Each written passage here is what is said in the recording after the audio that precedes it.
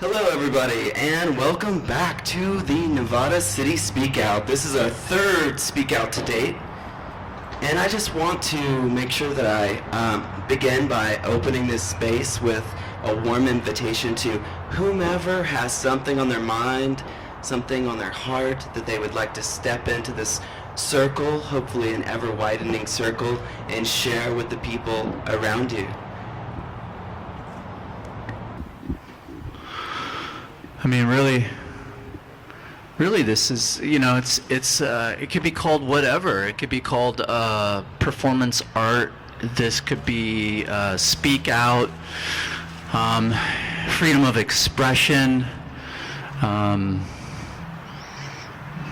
mean, really, you can make up whatever kind of definition you want to put on something like this. But I think what really, drew me to come and just speak publicly, which is speaking publicly is it's a beautiful freedom.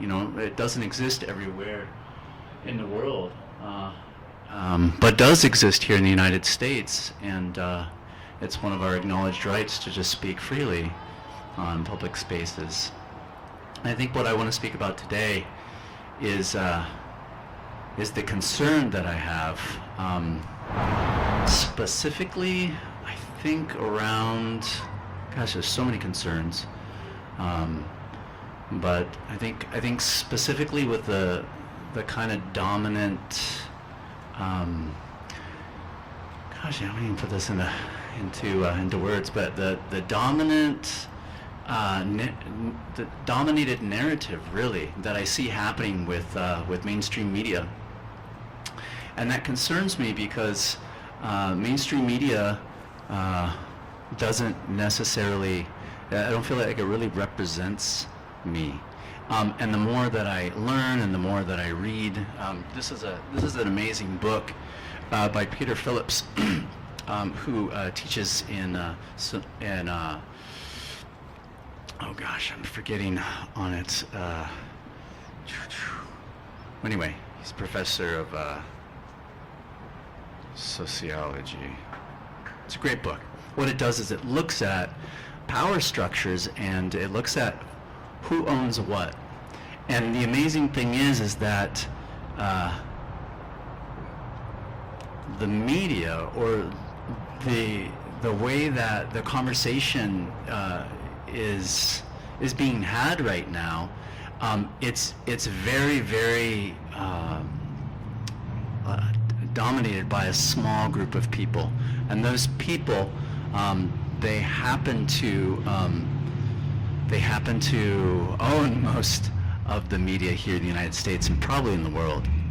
And so it's really concerning to me because so many people that I talk to across all different groups of people, they identify with being Republicans or Democrats or Libertarians or some other free party or whatever, man, woman.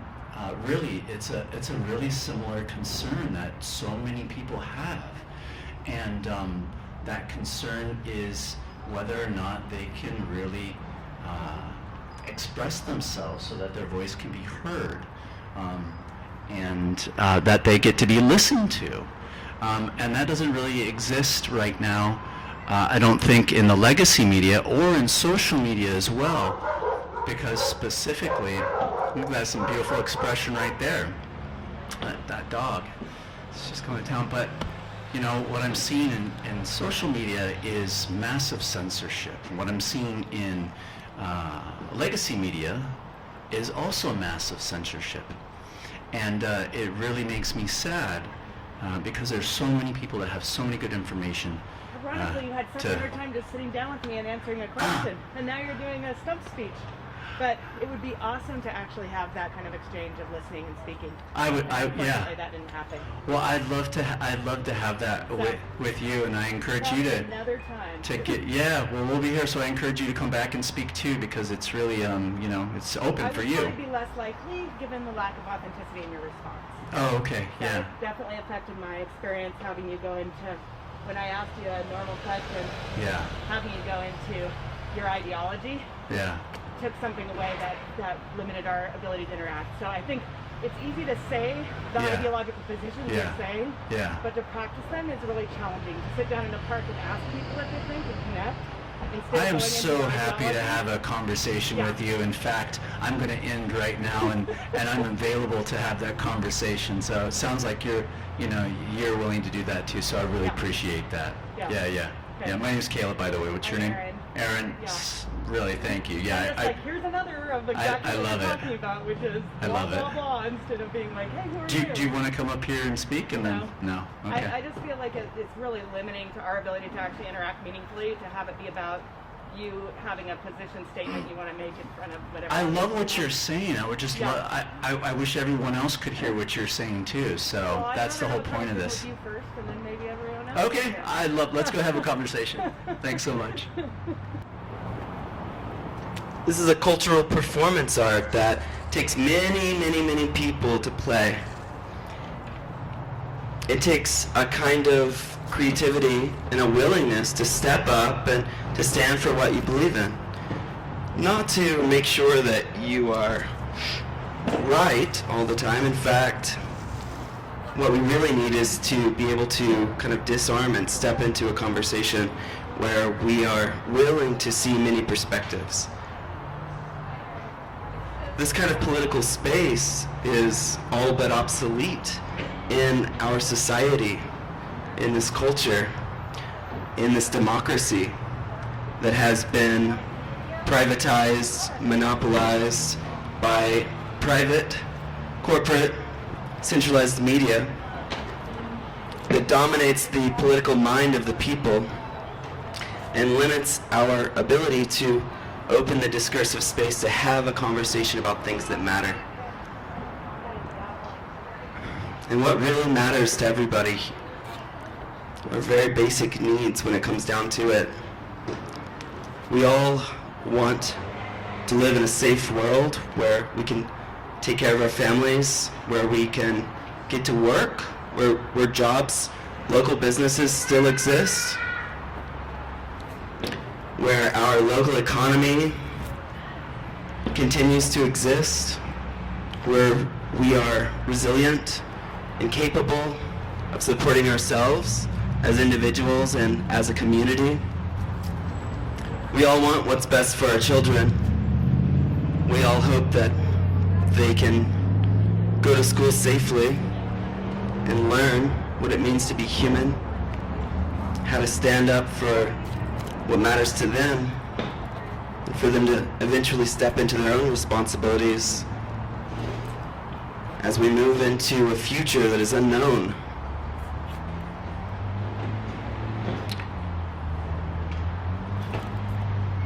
I think we've developed kind of a will to surrender to authority as the be-all, end-all of what is real, what is true, and what we believe this world really is. In surrendering our own creativity and willingness to come together and to co-create our world, to submit to being spectators of democracy rather than co-creators or collaborators. By surrendering that power of creativity, we hand over all of our potential to unseen, unknown, unhuman forces. Oh, and I want to welcome someone here to the stage. Okay, my name's Jenny. Jenny. Thank you, and Jenny. I'm from Running Horse Road. Okay. I'm Here in you Rock go. Creek, and I live locally. in Great. Nevada City. Speak into this where Oh, you're from. I yeah, can't I hear live you. locally in Nevada City. And I stood up for Jesus and danced in the light and really saw a vision of him and all that. And it upset my neighborhood. And I had a couple of people ask me to stop, but I just kept praising God and kept moving forward. And I ended up having a tenant hit me in the face. And it bled a lot. And I went down to social services. I took pictures of it. No one's ever been charged. No one paid me back. Nothing's been done. I'd like somebody to please stand up for me and help me. I was out. My concussion has gone into 6 months now. I have loss of memory. I have disorientation. My eye got hit. I have, when I close my eye, I have like, sort of like it was scratched or something. So I stood up for Jesus, and that's what happened to me. So I want to say to you people that standing's hard. It doesn't always work in your favor, but at least I was able to acknowledge that this area is a very spiritual place. It's important to stand for what you believe in. Thank you so much, Jenny, and I pray that you find the support that you need in our community, and I pray for a time when we can surrender these hostilities toward one another and stop fighting amongst one another and support the people around us in our community and get behind them when they're standing for truth, for what they see is right.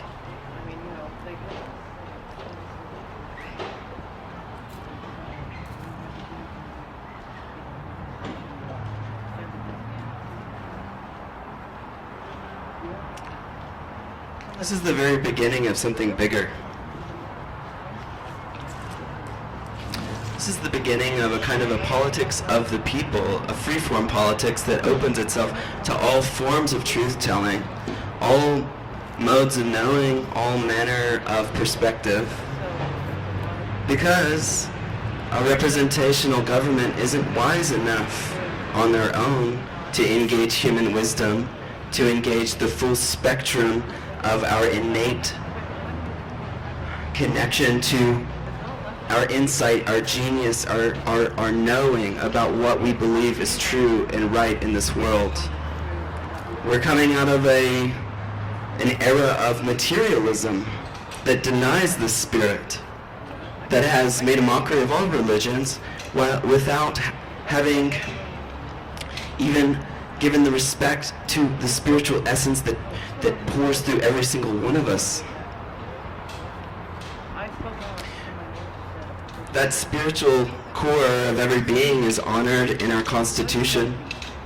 In fact, it's really the essence of the Constitution, which is a document that is meant to enshrine our liberties, our natural rights, our God-given rights, by nature of our being human beings, self-created beings.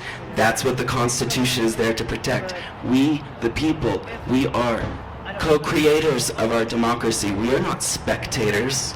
We are not ones to bow down to tyranny and authority when it's knocking at our doorstep, when it's manipulating the mind of the people through their propaganda machine that is fully privatized. Right now we are witnessing every mode of suppression of the creativity and imagination of the people, whether that's censorship online or the long-standing form of censorship of the monopolization of the media power.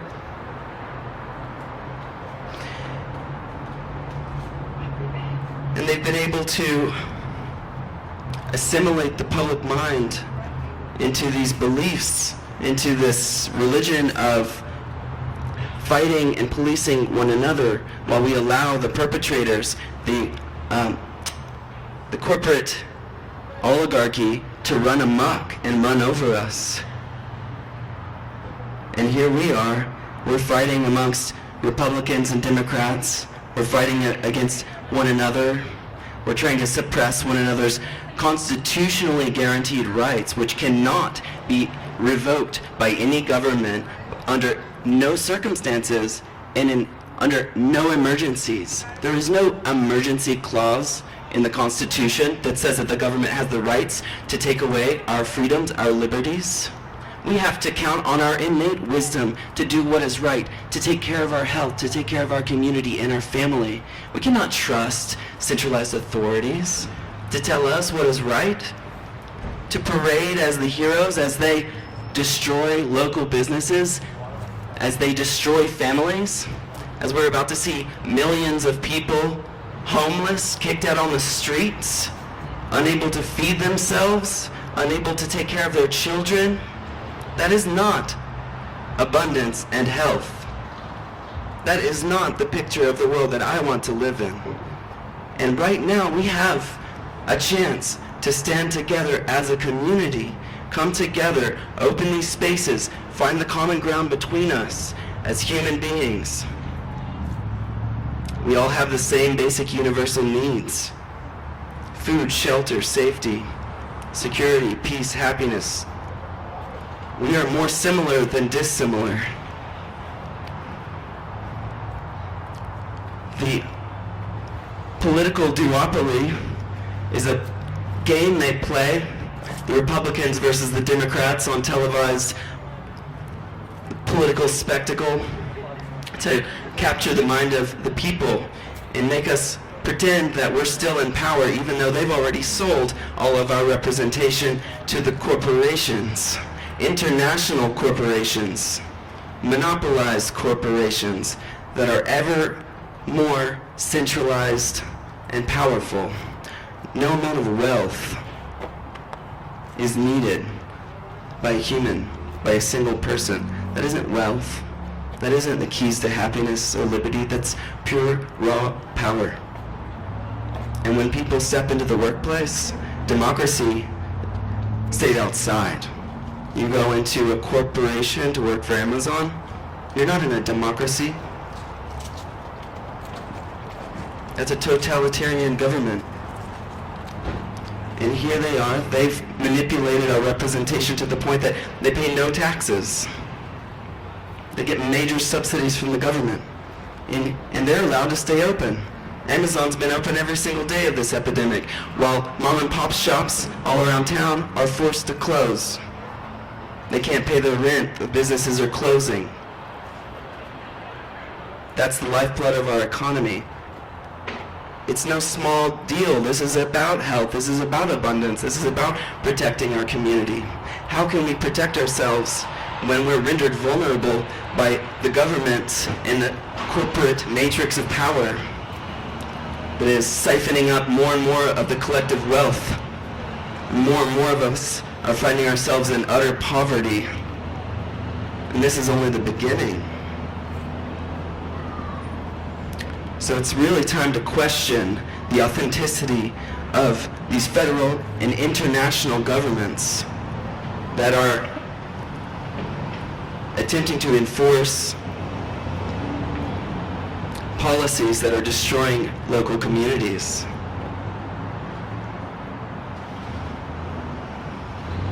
This is a peaceful gathering. We're just trying to open space for conversation. We just want to include everybody. We're all part of the community here. We all want to be able to take care of ourselves and our families, and that's all this is about. This is called a speak out. It's kind of a creative performance art, and it takes more than one person to do this in a very meaningful way. We're advocating for opening public space for open dialogue, for wise self-governance, for co-governance on the local level. Because our local governments are our line of defense against absurd and destructive federal and international agendas. Our local authorities do, in fact, have the power to protect us against these injustices. Yeah, they do. Yeah, they do. They take an oath of office to uphold our constitutional rights. They do. And a lot of them are on our sides. You've seen a lot of our law enforcement kind of looking the other way as, we struggle to stay afloat because they understand we're just trying to survive here. But we need more support. We need the board of directors to wake up. We need us to wake up as a community. We need us to wake up just enough to understand that this conversation is necessary. It's not that we have all the answers, it's that we have questions. It's that this is an important time to stand up and play a role in what's happening in this world. If we can stand up together and somehow discover the common ground between us, if we can open peaceful spaces where we can come together and honor our differences in a way that we can integrate them into what we share in common and what we care for and what we hold dear. If we can do that here, and we can do it in the right way, we can be a model, an inspiration to the rest of the country. This movement building process is cultural, it's spiritual, it's political.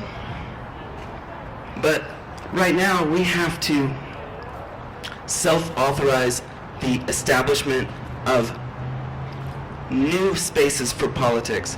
Politics that isn't captured by the fear of political incorrectness, of being canceled or censored. We need open spaces, and we need to ground them in nonviolent communication. We need to anchor them in an understanding of needs-based conflict resolution. We need to inspire an understanding and a willingness to come together peacefully, to find out that we're more alike than dissimilar, and that we all care for our future. And we need to really open this conversation because things are happening very quickly everywhere you look. And I don't know about you, but I haven't trusted the government or these corporations since I was a little kid. I was born in 1990. I grew up in front of the television screen. It didn't take me long to understand that these advertisements are just manipulation. It's just a cultural pollution. They're just hypnotizing the people. They just monopolize the media space, the media power, the creative space. But the world is created by all of us. It isn't created by a handful of wealthy elites or media companies. It's created by all of us. They spelled us into submission. Come together, hand in hand. There's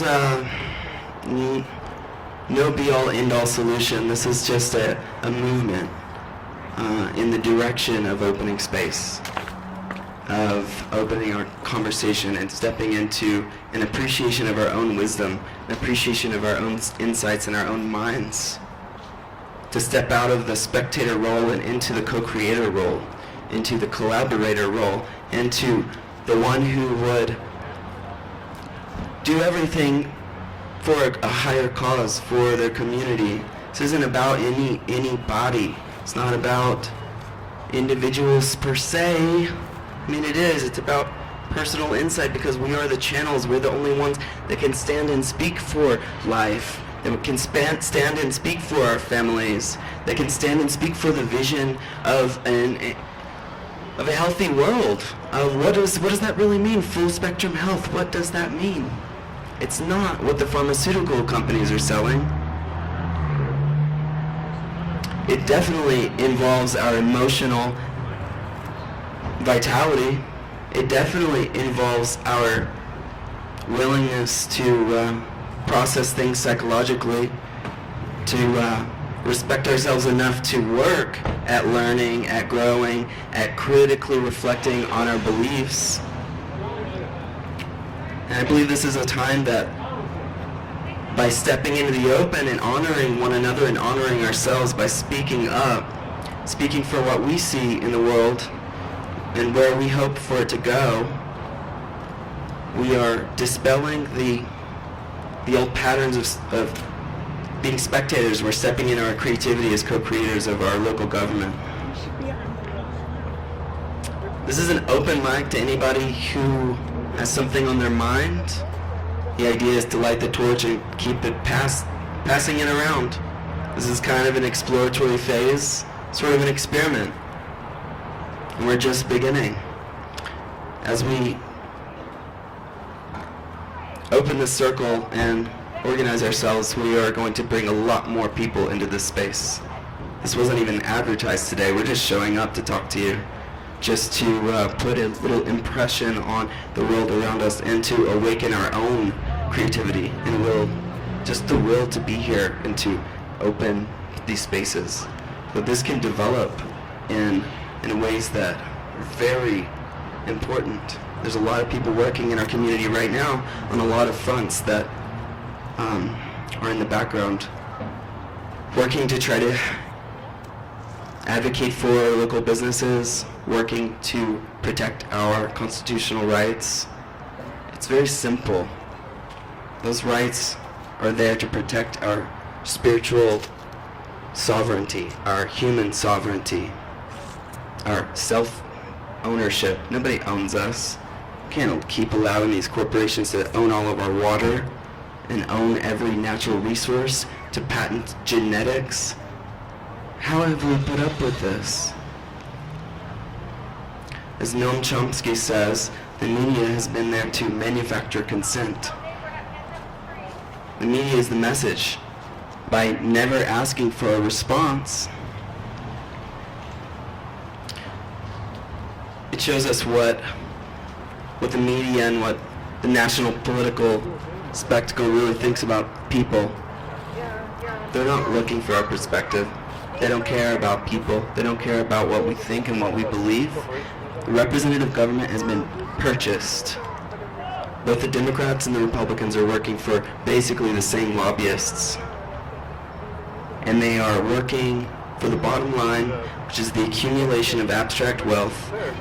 This form of value does not reflect human values. It doesn't reflect the value of abundance, health, the integrity of life on earth, of our home, of our livelihoods, of our emotional well-being. This has been obvious, but now we have just this, there's the pressure. We can always stand up and express ourselves, but there's a pressure now that wasn't there before. This is a time to mobilize and to come together. This is an open mic. I'm inviting you to come and share your voice. Thank you.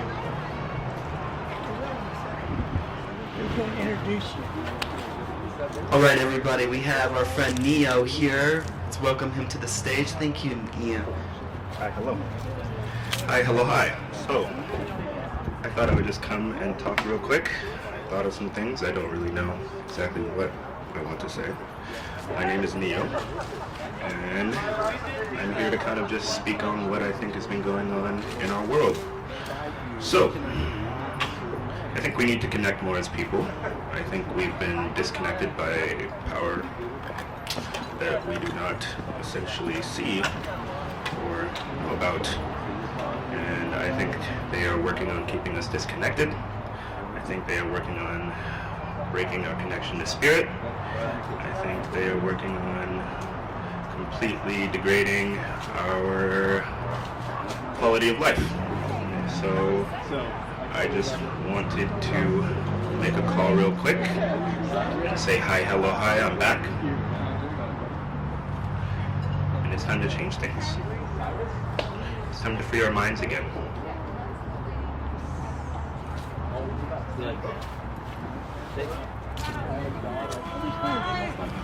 You know, the whole point of this actually is just to have a debate, conversation. I just had a phenomenal conversation with this woman over here, Erin Knowles, who is an attorney, and we had the best conversation. And what I would have to say is we actually started on a little bit of rocky ground. There was some, when you start to interact with someone and there's definitely some dissonance, some discomfort in your body, well, that's where we started. And but it was beautiful, because we actually ended up in a place of rapport. I didn't know her before, probably wouldn't have met her unless I was out here doing something like this.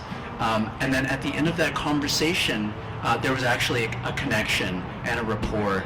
And I learned a lot of good information too. So really, that's the whole point of this, I honestly, I feel like as humanity, what we're really trying to figure out right now is something that's very simple and it's not easy. We're trying not to lie to each other, take each other's stuff, and kill each other. And this is a really serious dilemma that we're trying to figure out as human beings. How to be in space together, not lie to each other, not take each other's shit, and not kill each other. And I think this is a really good format to help heal the division between people. So come out and do this work. say about vaccines? Yeah, I think what's happening right now on the front here, on the front with vaccinations is there's a negotiation going on in the public. You're part of the negotiation, and the negotiation is whether or not these pharmaceutical products for profit, whether they're going to be mandated, forced, or whether they're going to be voluntary. And this is a conversation that's happening whether you know it or not. You're part of the conversation. Whether you know it or not, you're going to be faced with a decision around this and how this conversation turns out. And what I'll say is that every moment is a negotiation. Nothing is set in stone. Everything is negotiated in your life. You negotiate with your partner, your children, with your friends. And that's what's happening right now is a negotiation. So censorship is not acceptable. It's just not. Censorship is not acceptable because we have to have these conversations, and we have to heal the divide, and we have to come to a common ground and decide how we're going to be with each other. So that's where I'm standing right now. I think there's a lot of great resources and a lot of great people that are having this conversation I'm talking about. Children's Health Defenses .org. They're openly having this conversation and trying to, but they're being censored by certain entities, by certain legacy media, social media. Other people that are trying to have this conversation are doctors all over the world. Tens of thousands of doctors that feel concern. Mikey Aiden in the UK. I mean, there's just so many. The Great Barrington Declaration. So these conversations are happening. Those are a couple of great resources to go and be part of the conversation. And censorship really is unacceptable, and especially around this topic. Yeah. What kinds of conversations are happening that would not take place? Well, there's lots of conversations happening around, pro reasons for vaccinations or reasons against vaccinations, and that's what this space is for as well, is to come together, share information, share understanding, share knowledge. Bring your book. share your book with people, share information with people. I share it with my family and my loved ones. Why wouldn't I share it with other people around in my community, right? So yeah, it's happening right here, those conversations. They're also happening, like I said, on the Children's Health Defense, children'shealthdefense.org. They're happening in the Great Barrington Declaration. They're happening on all different kinds of different venues, avenues, stuff like that. And reach out to people that you might have a little bit of a rift with. Have a conversation over some tea. Get together, talk with people in your community, with certainly people that you feel estranged from because of these dividing issues. Sit down and have conversations with them. Takes some skill, I understand. It's quite difficult, I understand, but it needs to be had. It needs to happen. It's happening.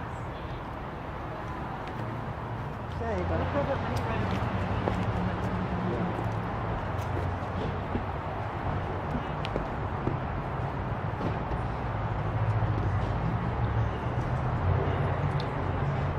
hello, I don't have anything prepared as such, but I did want to talk about the vaccines because they are about to be upon us, maybe in weeks.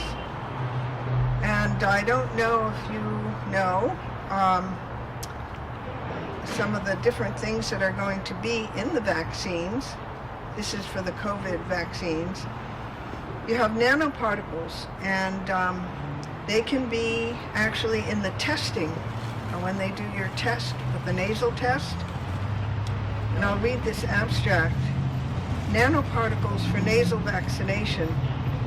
The great interest in mucosal vaccine delivery arises from the fact that mucosal surfaces represent the major site of entry for many pathogens. Among other mucosal sites, nasal delivery is especially attractive for immunization, as the nasal epithelium is characterized by relatively high permeability, low enzymatic activity, and by the presence of an important number of immunocompetent cells. In addition to these advantageous characteristics, the nasal route could offer simplified and more cost-effective protocols for vaccination with improved patient compliance. So you might want to be thinking about the fact that if you go for testing, you may be getting some of the vaccine in small doses while you're being tested for COVID.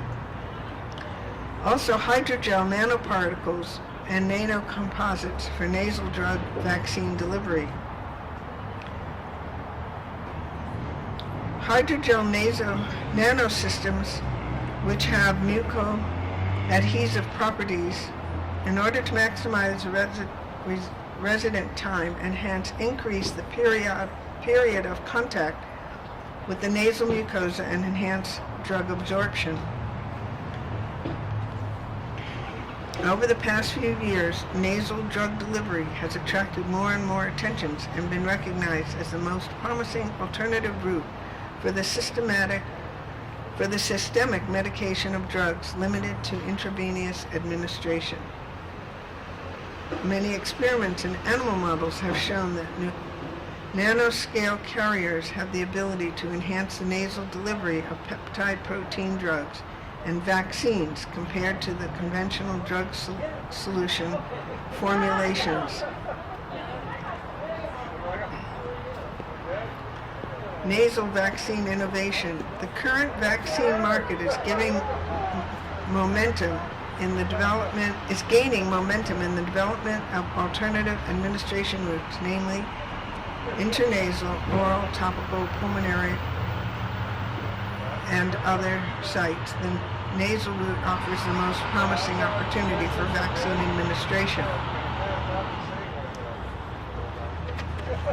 So the warning is to be concerned about whether you're getting being vaccinated while you're being tested for COVID. Thank you. I don't like public speaking, and I don't have a good voice. Doesn't project. Anyway, I was just speaking with my closer. Okay, I was just speaking with my former wife on the way over here, and I was basically sharing with her what I've shared many times with others, and this is the real basic stuff, but this is what I feel that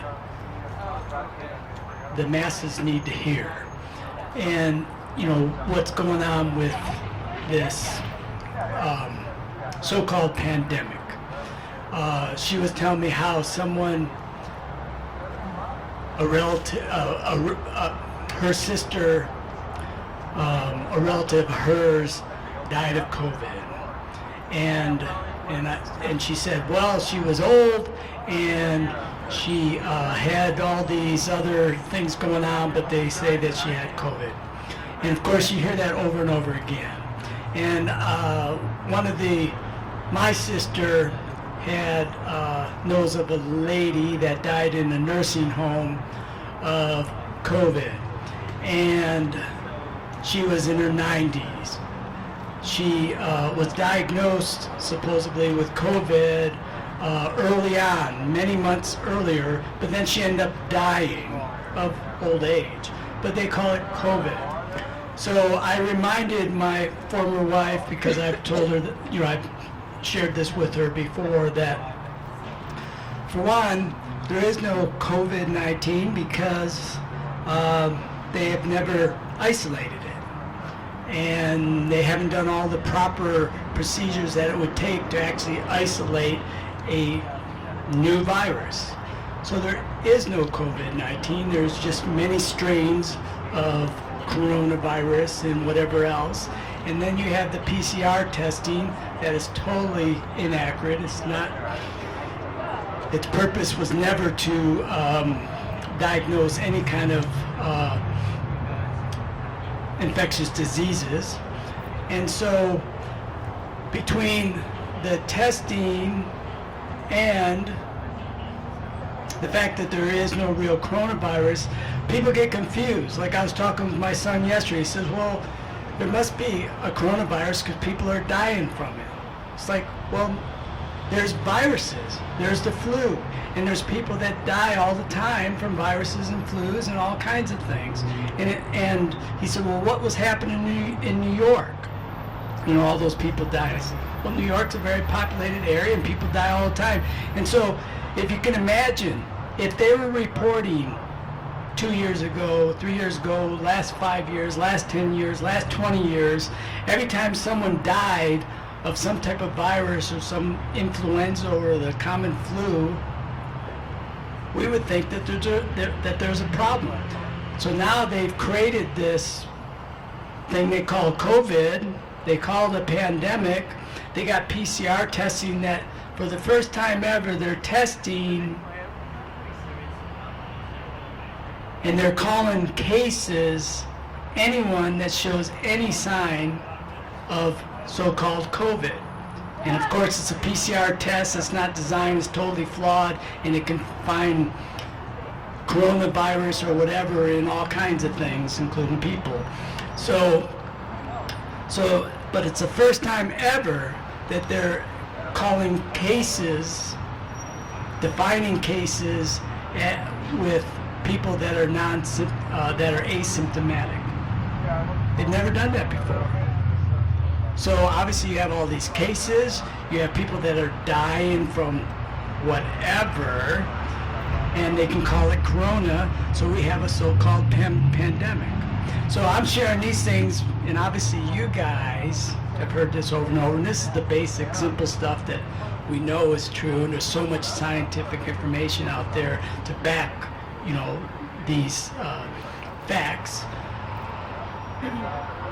But obviously this is what I feel like is the real simple stuff, because this, some of the stuff that I hear that, about what's going to be in the vaccine, I don't know for sure what's going to be in the vaccine. I definitely don't trust vaccines, period, and I think it's super scary.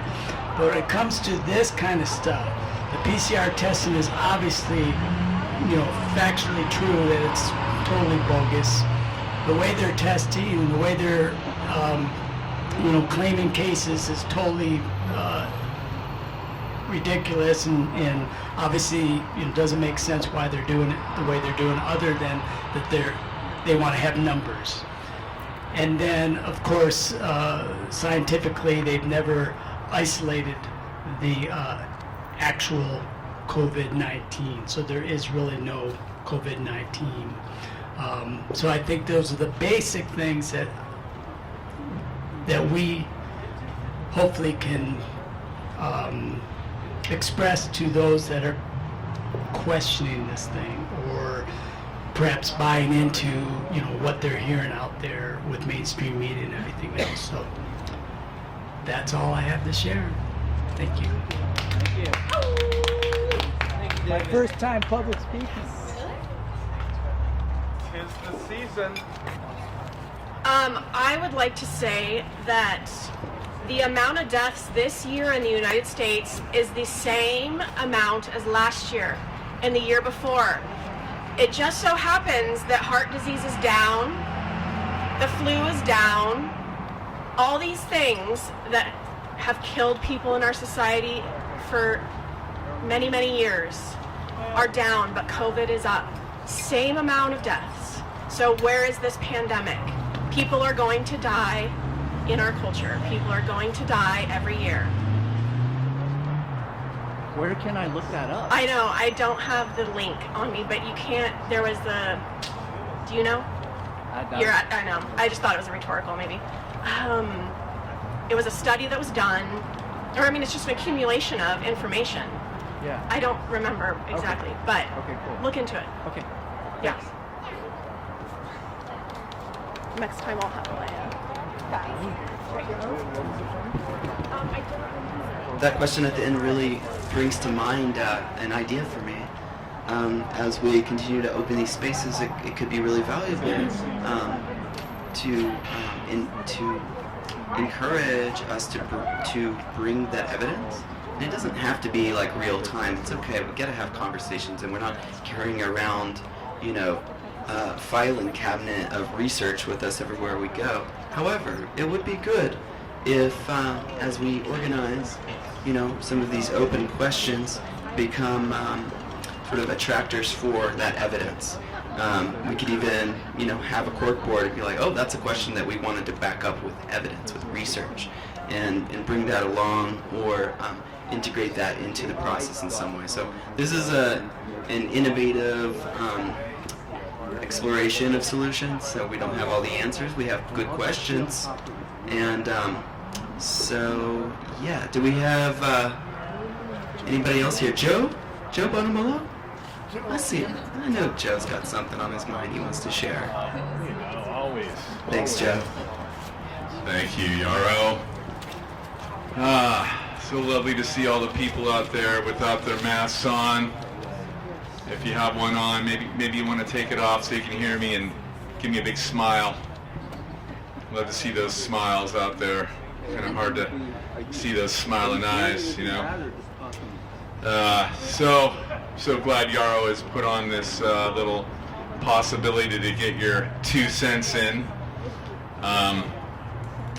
And all those within hearing distance can take a little note and heed to what's coming your way with vaccines, with the so-called COVID vaccine that has been, the animal trials have been skipped on so they can go right to the humans. Give you that recombinant RNA, DNA, primordial soup that they've dipped into to inject into your body. And you can guarantee you that once you get that injection, your life expectancy is going to decrease incrementally. And I'm talking quick. Not long will you have after you get that vaccine. It's going to do major, major, major damage to your body. Do a little research. Don't believe me. I always ask people, just don't believe me. Go ahead and take a look at the facts. There's plenty of science out there that can back up what I'm saying. On a daily basis, articles are being released. Not only that, but you take a look up the sky today. You think those are natural clouds that are formed above us? I don't think so. That's not the kind of clouds I saw when I was a kid and I laid on my back and looked up and was wondering what shape they looked like. That's a dispersion of chemtrail chemicals, heavy metals falling down onto you right now. So just another take a look around, keep your head on a swivel and see what's going on in life. Realize what your government is doing, taking away your freedoms, your rights, imposing their will upon you based on fear and propaganda. So I could go on and on and on about this, but if you could take those points from what I just said, you'll be doing yourself a lot of good. Have a good day. Thank you, Joe.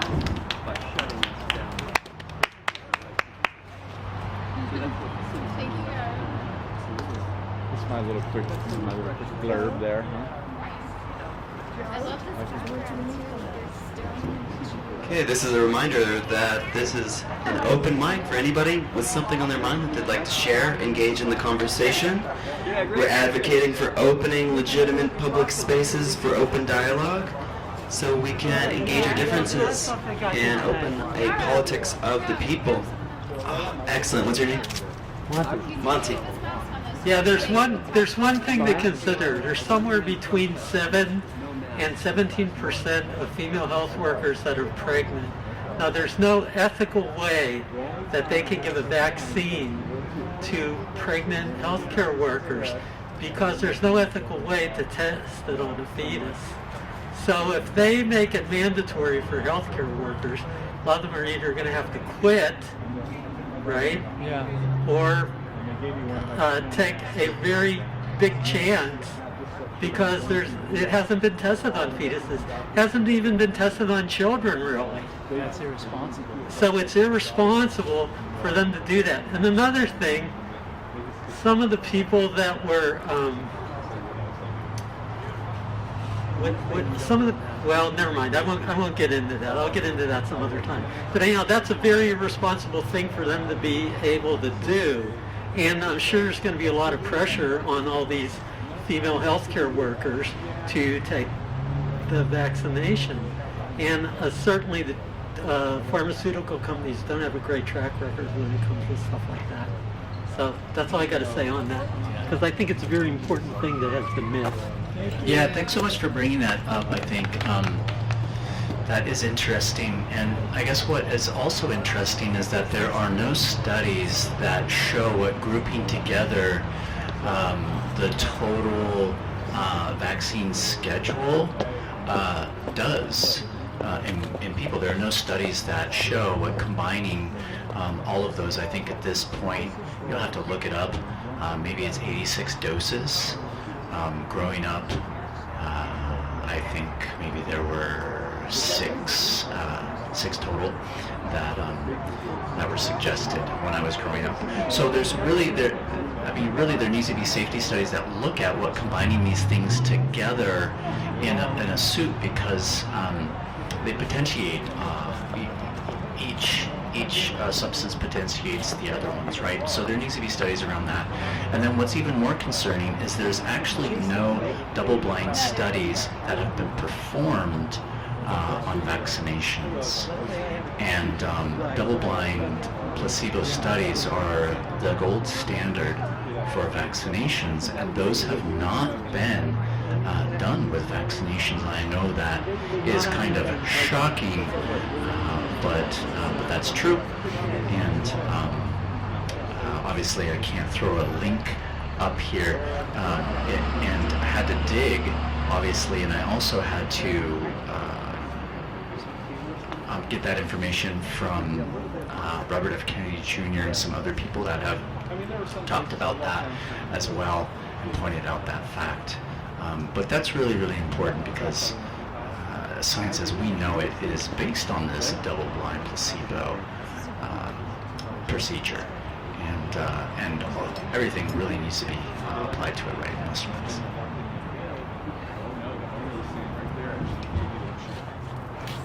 I would say that one of the biggest reasons that we need these spaces and we need these conversations is because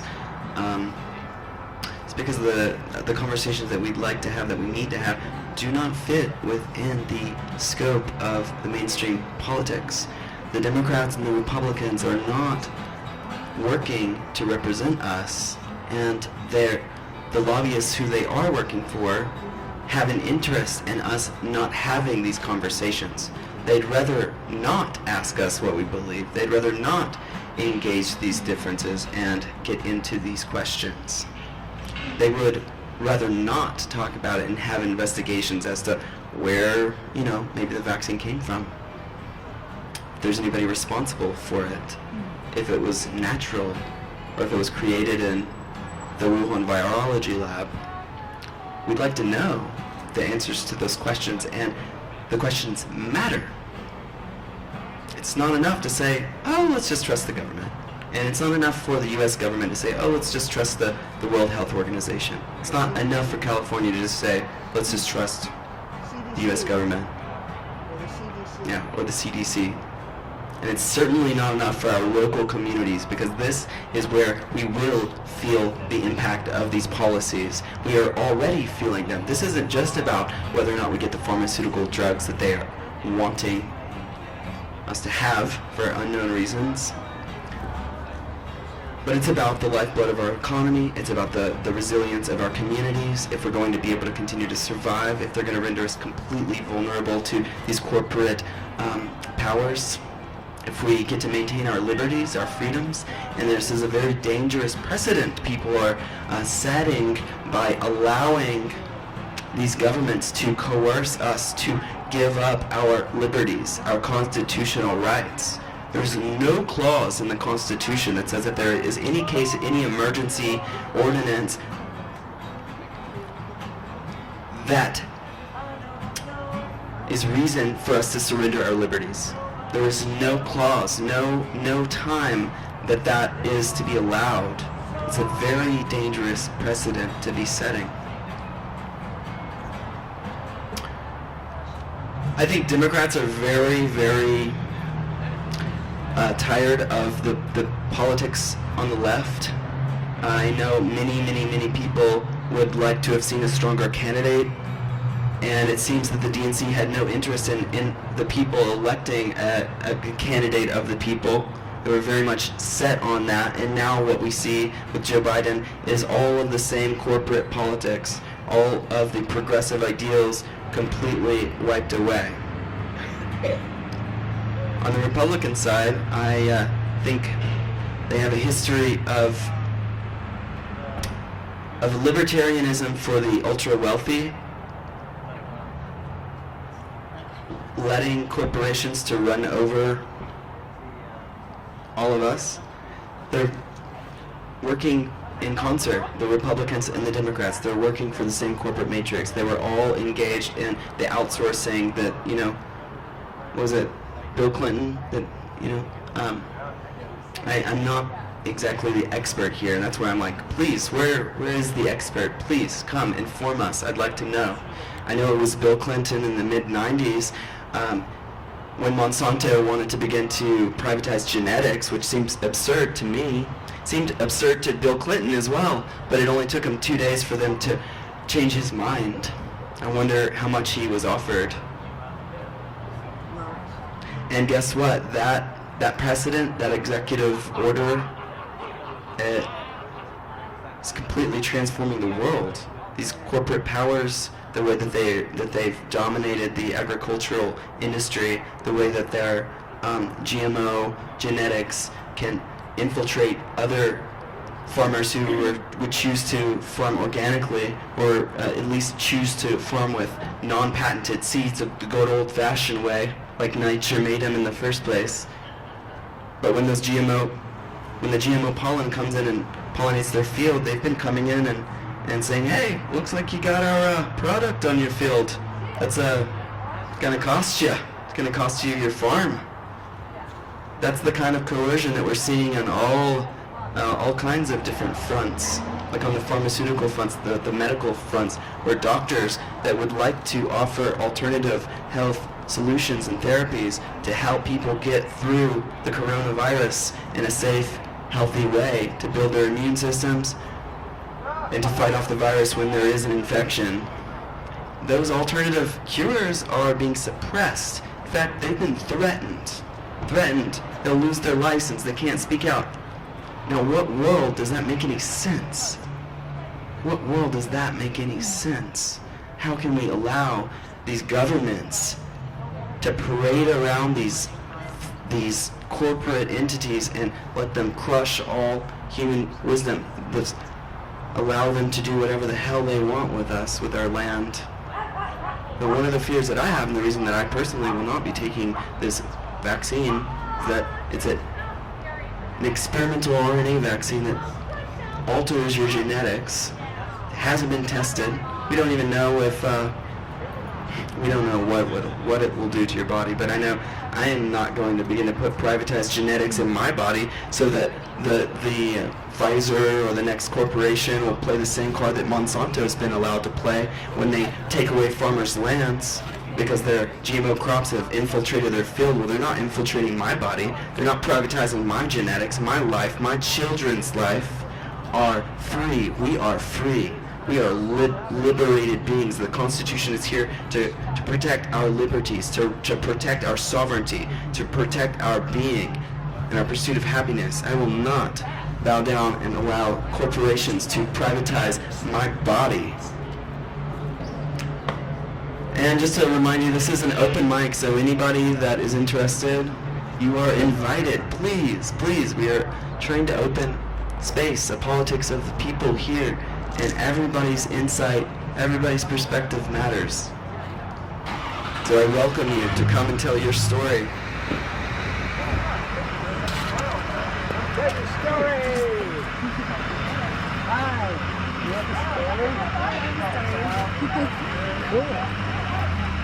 Hi there. So, I watched a documentary on Rwanda a couple weeks ago. And I don't know if any of you know about Rwanda in the 90s and what happened, but it was a genocide. It was a total genocide. There was 800,000 people killed within 100 days. Within 100 days. And so what's interesting about this is that the United Nations was created after World War II. And it was created to stop genocides from happening again. So why is it that when Rwanda had conflict come up, that the United Nations left Rwanda, that the United States left Rwanda, that the Belgian troops left Rwanda? Why is that? If they were created to hold peace. So, let me see here. This was in 1994. And yes, within 100 days, 800,000 people were murdered from April to July. After the war started, within 3 days, that's when we pulled out. The United States held a press conference, and Bill Clinton spoke openly on the conference. And they asked, "Why aren't you doing anything about Rwanda? Why aren't we there?" And he said, "The United States does not have interests in Rwanda. The United States does not have friends, it has interests." Bill Clinton said this live in a press conference in 1994. If you think that the government has your best interest at heart, I feel like you might be misinformed. Because the only interest that the government has is private interests. That's the only thing that they care about. Otherwise, why would they pull out? Why would they pull out their troops knowing that a civil war was about to be created? Also, how did this war become a war to begin with? The civil war in 1994 in Rwanda was created through media. It was created through hate media. It was taking one side of civilization against the other side. One side was in power, the other side was not. And they said, "Hey, the people that are in power, look at these people that aren't. They're trash, they're garbage. Hey, people that aren't in power, look at the people that are in power. They're trash, they're garbage." So they created this resistance. Where did they get the guns from? Was it the United States? Where did they get their ammo to fight each other from? We go into countries and we destabilize them. It's a big part of what nations do in order to reap the resources that they have. What is happening here is destabilization of a civilization. And it's for a purpose. And that purpose is genocide. It's for Agenda 21. It's for track and trace. It's for the global reset. I'm asking everyone to really pay attention to history, because if the United Nations was indeed created to protect people from genocides, then why have they allowed genocide to happen?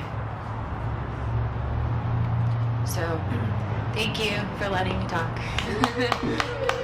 Love you.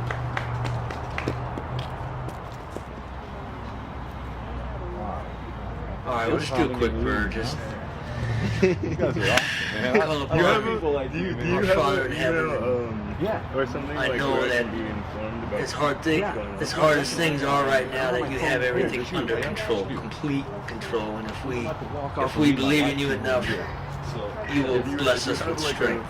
to be able to continue on in this time. I'll do And that. So, allow me to just be able to remember that, and all of us to try and remember that at some level. And I'll check your number, then I'll text you. just thank you for blessing us and for being here in this time.